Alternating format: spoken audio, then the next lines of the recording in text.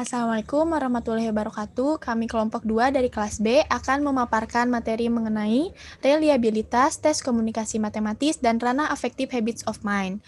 Untuk mengefisienkan waktu, kita mulai ke pemaparan materi yang pertama. Baik, di sini saya Ervina Oktaviani akan menjelaskan tentang pengertian dan jenis-jenis rehabilitas. Nah, rehabilitas merupakan penerjemahan dari kata reliability yang mempunyai asal kata really dan ability. Nah, bila digabungkan, keduanya akan mengerucut kepada pemahaman tentang kemampuan alat ukur untuk dapat dipercaya dan menjadi sandaran pengambilan keputusan. Nah, adapun menurut para ahli, menurut Westman, yang menyatakan bahwa rehabilitas adalah konsistensi dari suatu instrumen untuk mengukur sesuatu yang hendak diukur. Adapun menurut Grunlund, yaitu reliabilitas adalah konsistensi skor instrumen, yaitu seberapa jauh konsistensi hendak diukur. Nah, adapun menurut Sujana, yaitu adalah menyatakan bahwa reliabilitas alat penilaian adalah ketepatan atau keajengan alat tersebut dalam menilai apa yang akan dinilai. Nah, adapun jenis-jenis rehabilitas. Nah, menurut Jali menyatakan bahwa rehabilitas dibedakan atas dua macam, yaitu rehabilitas konsistensi tanggapan dan konsistensi gabungan butir. Rehabilitas konsistensi tanggapan yaitu adalah responden mempersoalkan apakah tanggapan responden atau objek ukur terhadap tes atau instrumen tersebut sudah baik atau konsisten. Nah, untuk mengetahui apakah tanggapan tersebut suatu tes dapat mantap, maka dilakukan dengan cara memberikan tes yang sama secara berulang kali atau bisa disebut 2 kali. Nah, rehabilitas dengan teknik ini sangat relatif karena rehabilitas akan tergantung pada cara penomoran dan pengelompokan butir yang akan diambil. Adapun rehabilitas konsistensi gabungan butir. Nah, yaitu adalah berkaitan dengan kemantapan antara butir suatu tes. Jika terhadap bagian objek ukur yang sama, hasil ukur melalui butir yang satu kontradiksi atau tidak konsisten dengan hasil ukur melalui butir yang lainnya, maka dengan sebagai suatu kesatuan itu tidak dapat dipercaya. Nah, jika hasil pengukuran dapat pada bagian objek ukur yang sama antara butir yang satu dengan butir yang lainnya saling kontradiksi atau tidak konsisten, maka kita jangan menyalahkan objek ukurnya, melainkan alat ukur tes yang dipersalahkan dengan mengatakan bahwa tes tersebut tidak reliable terhadap objek yang akan diukur. Selanjutnya akan dilanjutkan oleh rekan saya. Yang selanjutnya adalah rumus menentukan reliabilitas. Di sini sudah ada 3 rumus untuk menentukan reliabilitas. Yang pertama ada rumus yang kita sering kenal dengan KR20. Dengan rumusnya yaitu RI atau reliabilitas internal instrumen sama dengan K. K di sini itu sebagai cacah butir atau jumlah butir soal dikurangi jumlah butir soal per jumlah butir soal dikurangi 1. Kemudian dikalikan dengan varians skor total dikurangi dengan varian skor butir per varian skor total. Adapun rumus yang kedua yaitu KR21. Ini pun tidak jauh berbeda dengan KR20, hanya saja K per K min satunya itu dikalikan dengan 1 min M. M di sini sebagai rata-rata skor total, dikalikan K dikurangi M per K dikalikan dengan varian skor total. Nah, untuk rumus yang ketiga itu ada rumus alpha Cronbach yaitu sebagai berikut. Ini pun sama, K per K-1, hanya saja dikalikan dengan 1, dikurangi dengan jumlah varian skor tiap item per varian skor total. Untuk yang selanjutnya, ada kriteria untuk menentukan apakah alat ukur tersebut disebut dengan reliabilitasnya baik, kurang, dan sebagainya. Nah, itu ada kriteria-kriteria. Adapun beberapa kriterianya menurut para ahli. Yang pertama itu ada dari Cangelosi 1990 yang menyatakan bahwa tes dipandang handal apabila koefisien reliabilitasnya itu sekurang-kurangnya 0,80 atau minimalnya itu 0,80. Nah, adapun menurut Naga 1992 menyatakan bahwa untuk cabang ilmu yang telah memiliki pengukuran yang mantap, bahwa koefisien reliabilitas yang memadai hendaknya terletak di atas 0,75. Sedangkan untuk ilmu yang pengukurannya belum mantap, koefisien reliabilitas sebesar 0,5 ke atas itu pun sudah cukup memadai. Adapun menurut Litwin 1995 menyatakan bahwa reliabilitas 0,7 atau lebih biasanya dapat diterima sebagai reliabilitas yang baik. Adapun menurut Yang selanjutnya ada menurut Frenkel, Wallen, dan Hunes 2012. Nah, suatu instrumen dikatakan reliable apabila nilai koefisien reliabilitas KR lebih dari 0,70. Nah, berarti ini khusus untuk rumus yang KR tadi ada KR20 dan juga KR21. Yang selanjutnya menurut Tafakol dan Denik 2011. Nah, ini jika koefisien reliabilitas itu dihitung dengan alpha Cronbach dan hasilnya kurang dari 0,70, nah disarankan untuk merevisi atau menghilangkan item soal yang korelasinya rendah. Adapun menurut Ari Kunto dalam Hendriana dan Sumarno 2014, ini terdapat tabel sebagai berikut. Untuk reliabilitas dari 0 sampai 0,02 itu dianggap tesnya itu sangat rendah ya derajatnya. Kemudian 0,20 sampai 0,40, 0,40 dan seterusnya sampai reliabilitas itu dianggap sangat tinggi. Untuk selanjutnya akan dilanjutkan oleh rekan saya. Baik, untuk materi selanjutnya yaitu tentang analisis reliabilitas soal uraian dan pilihan ganda.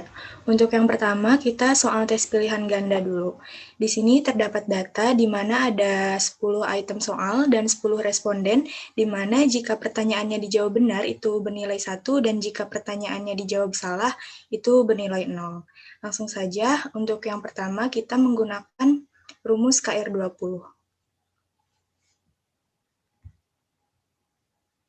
Untuk rumus KR20, pertama-tama kita hitung dulu XT. XT ini adalah skor total. Itu adalah jumlah skor yang diperoleh oleh satu responden. Misalnya, satu responden AA itu memperoleh 4 skor. Dan seterusnya dihitung sampai responden yang ke-10.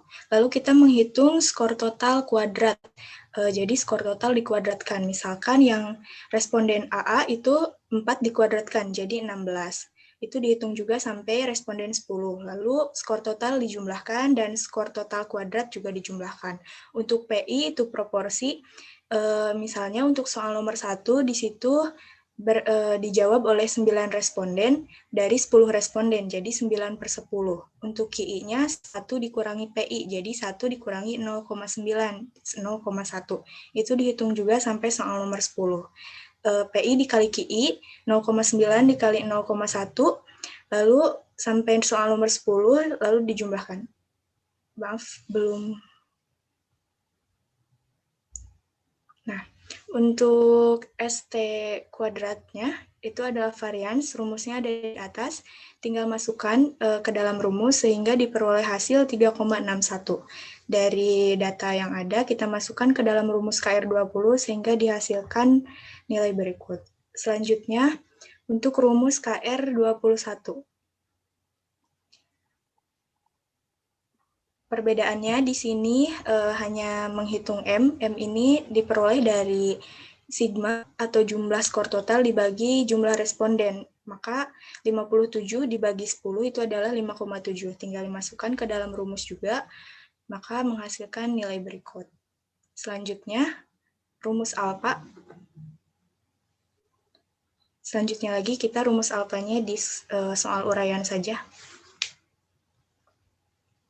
Di sini ada soal uraian, di mana terdiri dari 5 item soal dan 10 responden. Rentang skornya itu adalah 0 sampai 5. Lanjut. Nah, di sini kita hitung ada varians butir. Dihitungnya dari per butir soal. Kita jumlahkan dulu jumlah skor nomor 1, lalu jumlah skor nomor 1 dikuadratkan. Nanti skor butirnya sama rumusnya seperti varians skor total, dijumlahkan juga. Nilai varians totalnya sama seperti tadi, dihitung juga. Setelah itu dimasukkan ke dalam rumus alpha Cronbach sehingga dihasilkan hasil berikut. Untuk materi selanjutnya akan dilanjutkan oleh rekan saya. Baik, sebelumnya, Assalamualaikum warahmatullahi wabarakatuh. Saya Alfira Dwi Utami. Saya akan menjelaskan kategori hasil analisis berdasarkan kriteria yang telah disebutkan oleh saudara saya tadi.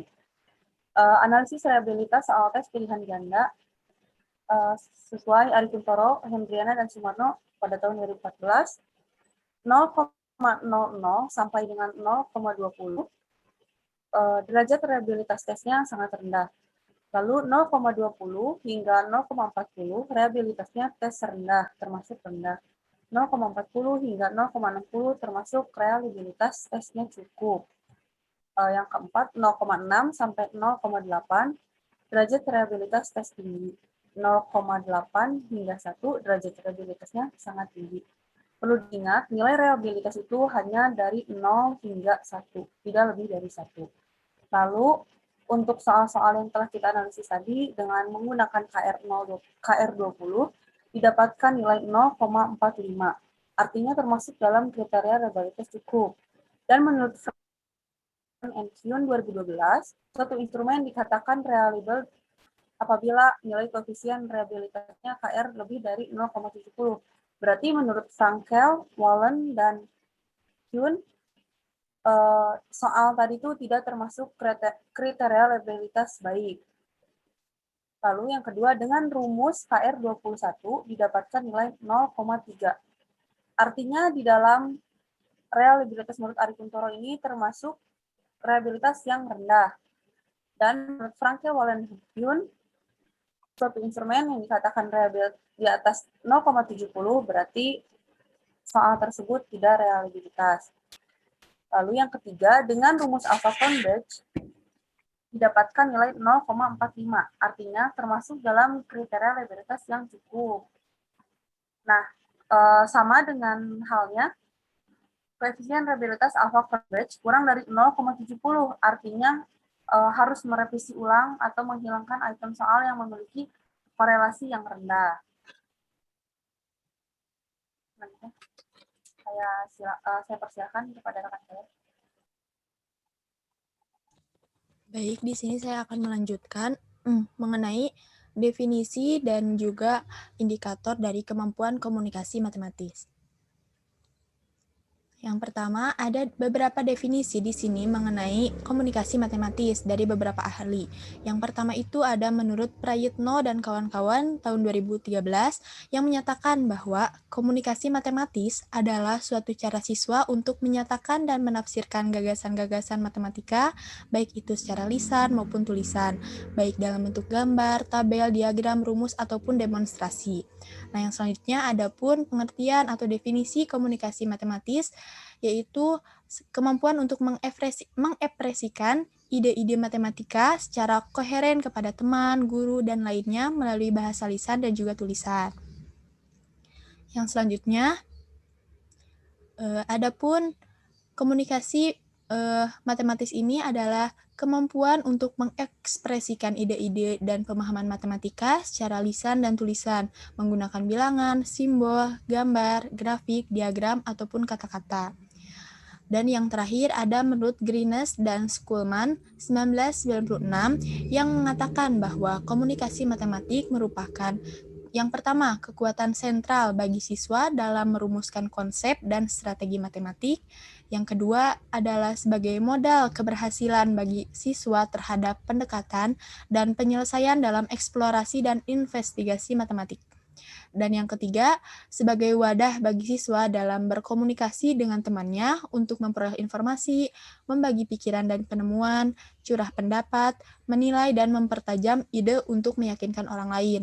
Nah, di sini dapat disimpulkan bahwa kemampuan komunikasi matematis ini adalah kemampuan dalam mengekspresikan gagasan-gagasan atau ide-ide ke dalam matematika, baik itu tulisan maupun lisan, baik itu dalam bentuk simbol, gambar, dan lain sebagainya. Yang selanjutnya, adapun indikator. Di sini ada indikator yang dikemukakan oleh Rombert dan Coir dalam kohort tahun 2011. Ada 7 di sini indikatornya. Yang pertama itu kemampuan dalam menghubungkan benda nyata, gambar, dan diagram ke dalam ide matematika. Kemudian menjelaskan ide, situasi, dan relasi matematik secara lisan atau tulisan dengan benda nyata, grafik, dan aljabar. Dan yang ketiga, menyatakan peristiwa sehari-hari dalam bahasa atau simbol matematika. Yang keempat, kemampuan dalam mendengarkan, berdiskusi, dan menulis tentang matematika. Dan yang kelima, membaca dengan pemahaman suatu presentasi matematika tertulis. Yang keenam, membuat konjektur, menyusun argumen, merumuskan definisi, dan generalisasi. Dan yang terakhir, kemampuan dalam menjelaskan dan membuat pertanyaan tentang matematika yang telah dipelajari. Untuk materi selanjutnya akan dilanjutkan oleh rekan saya.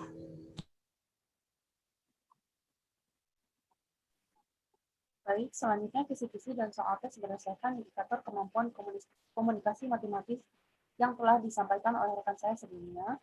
Yang pertama, indikator pertama menghubungkan benda nyata, gambar, dan diagram ke dalam ide matematika.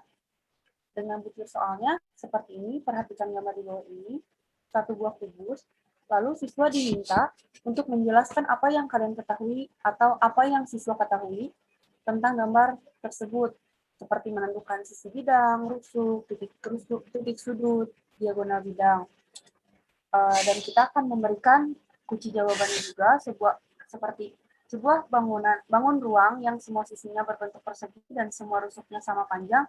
Bangun ruang seperti itu dinamakan kubus, karena memang pada bunyi soal kita memasukkan gambar kubus. Lalu dengan sisi bidangnya A, B, C, D, E, F, G, H, B, C, F, G, A, D, E, H, A, B, F, E, dan seterusnya. Dengan rusuk A, B, B, C, C, D, D, A, dan lain-lain. Lalu titik sudut seperti A, B, C, D, E, F, G, H. Seperti yang tertuang pada gambar kubus tersebut. Dengan diagonal bidang AC, AH, DE, dan kita memberi skornya 10. Ya. Nomor 2, indikator kedua menjelaskan ide, situasi, dan relasi matematika secara lisan ataupun tulisan dengan benda nyata, gambar, grafik, dan aljabar. Butir soalnya, tunjukkan bahwa ruang bangun A, B, C, D, E, F, G, H adalah sebuah kubus, gambar pula jaring-jaring kubus tersebut. Jadi, peserta didik atau siswa diminta untuk menggambar kubus dan menggambar jaring-jaringnya sesuai dengan ukurannya. Jika ukuran sisi 1 dengan sisi 2 tidak sama, berarti kita kategorikan itu dengan balok dan jawabannya akan salah. Skor yang didapat 6.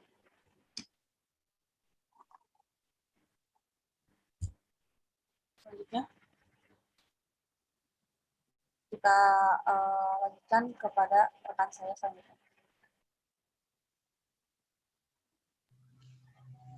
Baik, untuk selanjutnya yaitu ada soal tes.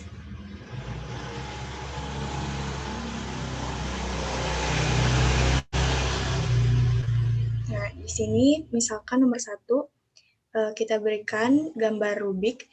Kita menyuruh menjelaskan apa yang siswa ketahui dari gambar tersebut dan menentukan unsur-unsur yang terdapat pada gambar tersebut. Untuk nomor 2, tunjukkan bahwa bangun ruang ABCDEFGH adalah sebuah balok. Gambarkan pula minimal 2 jaring-jaring balok tersebut. Nomor selanjutnya, Ibu memiliki bak mandi berbentuk kubus. Ternyata bak tersebut mampu menampung air sebanyak 343 liter air sampai penuh. Tentukan panjang sisi bak mandi Ibu tersebut dalam bentuk sentimeter. Untuk nomor 4, diberikan gambar balok. Rumuskan luas permukaan balok di atas. Untuk materi selanjutnya akan dijelaskan oleh rekan saya.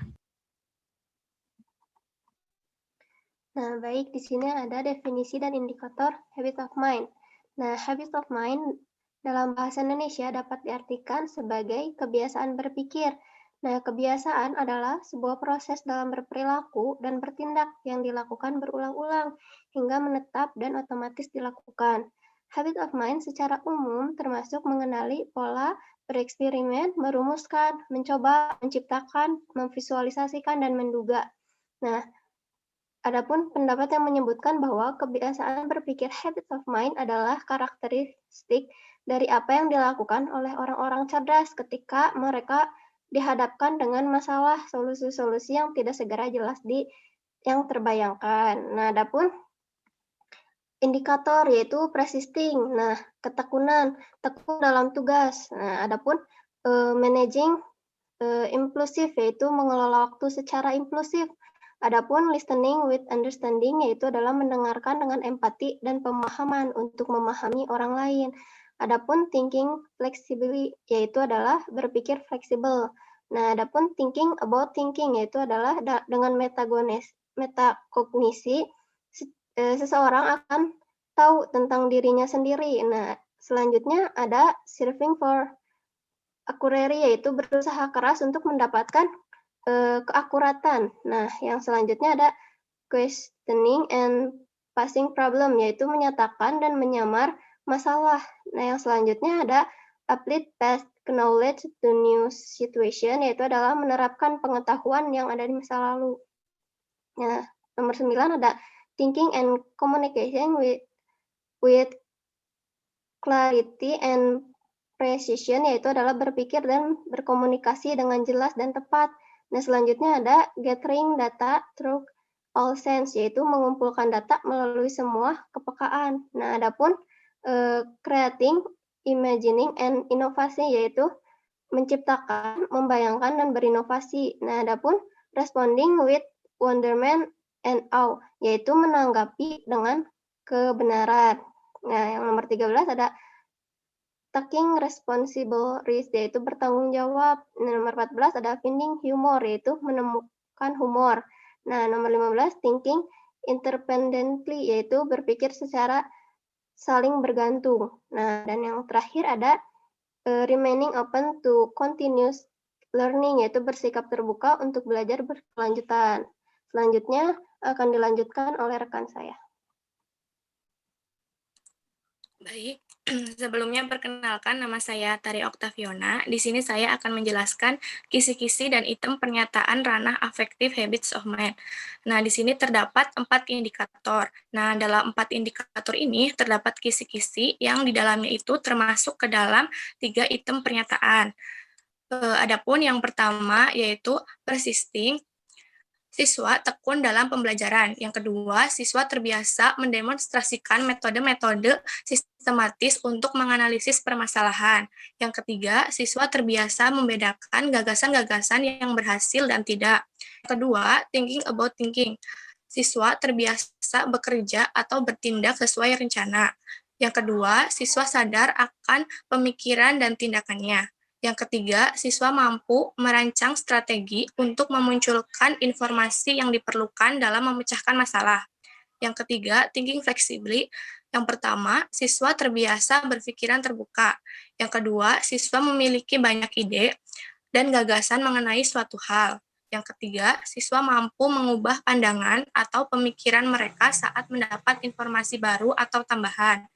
Yang keempat, apply past knowledge to new situation. Yang pertama, siswa mampu menggunakan pengetahuan yang telah dimilikinya untuk memahami masalah atau situasi baru.